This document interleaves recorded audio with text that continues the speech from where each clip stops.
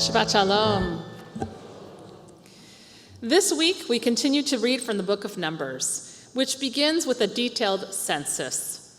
While this is a long list of names, seemingly of little interest, the census is a kind of societal narrative that reveals, quite literally, who counts. It is a snapshot of who is considered important within the society and who is subverted or ignored. This census continues throughout the book of Numbers. In a few weeks, we will read Parshat Pinchas, in which we find a kind of counter-census, which lists the names of people whose actions disqualified them from being included in the census. This may seem a bit strange. After all, if these people won't be counted, why give their names? We do this all the time. We talk about people who step too far outside acceptable boundaries, telling their stories as warnings for each generation. So who was named as being excluded from the census? The most infamous is Korah, for whom this week's Torah portion is named. Korah was a leader from the Levites, but he wanted to be a leader of all of the Israelites. Usurping Moses, he sought to overstep all acceptable boundaries and make new rules that would apply only to him. This may sound eerily familiar.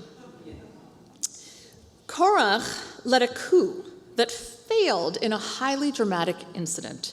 He gathered a group of chieftains from the tribes to challenge Moses and Aaron. Korah accused Moses and Aaron of raising themselves above others in the community, even though all the people are in covenant with God. This parsha seems to ask us to consider, can someone else hold power? Can someone other than Moses be the leader? What made Korah such a transgressive figure? When we look at the commentary on his actions, the sages point out that Korah was self-serving, aggressive, and greedy for power. He perverted the system, attempting to dismantle it by trying to take power by force. In the end, God opened the ground and swallowed Korah and his followers. We see something similar in an episode involving Nadab and Avihu, the children of Aaron, the high priest. Even Aaron's family is not above the law. Nadab and Avihu were said to have gone into the sacred tent of offering, behaving in a manner that perverted the careful and precise laws of ritual purity. It's implied that they arrived drunk to the sacred space and offered what the Torah calls Eish Zara, strange fire. And for this, they are consumed by fire. Korah, Nadab, and Avihu are just some examples in the Torah of people who tried to upend the system, disregarding the laws and structures in place and grabbing for power. This week, our democratic system of checks and balances has been shockingly compromised with the ruling about presidential immunity. This ruling fundamentally places the president in many cases above the law. The response has revealed an ideological split along party lines. On the one hand, Chief Justice Roberts, who supported this ruling, reasons that the ruling would avoid the prospect of an executive branch that cannibalizes itself, with each successive president free to prosecute his predecessors, yet unable to boldly and fearlessly carry out his duties for fear that he may be next.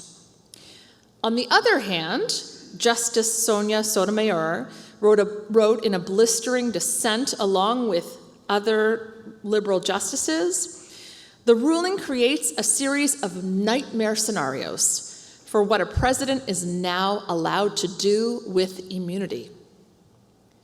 Never before in American history have presidents acted with the knowledge that they would be immune from persecution if they committed crimes in the name of their presidency. This ruling changes everything. And we find ourselves in a moment of extreme anxiety. How will we come out of this? What will happen?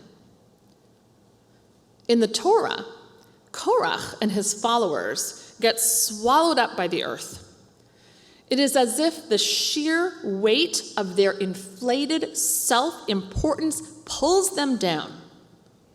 And there is a lesson in this. If moving upwards is an ascent to a higher place of being, like the angels, then getting pulled down is the opposite. The angels are connected with the spiritual self, the higher truth, with an awareness of how actions affect the future, so that all of humanity continues regenerating, flowing, and thriving throughout time. Our texts remind us not to allow our basest interests to rule our existence.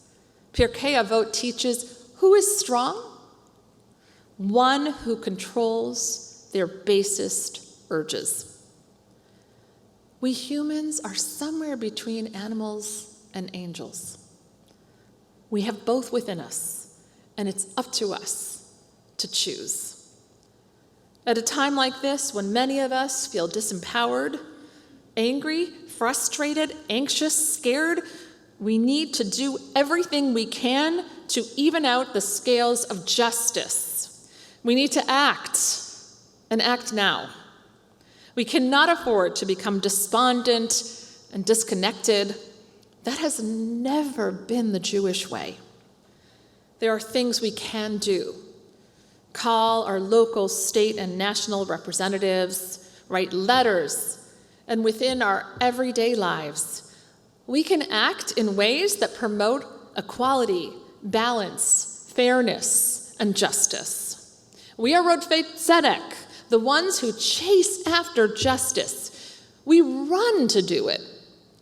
We may feel powerless, but we are not. On this 4th of July weekend, as we celebrate our independence, let us remember that we are still the land of the free, that we have a voice, that we can be agents in restoring balance, and that we, each of us, has the power to make our country and the world a more fair, just, and equitable place.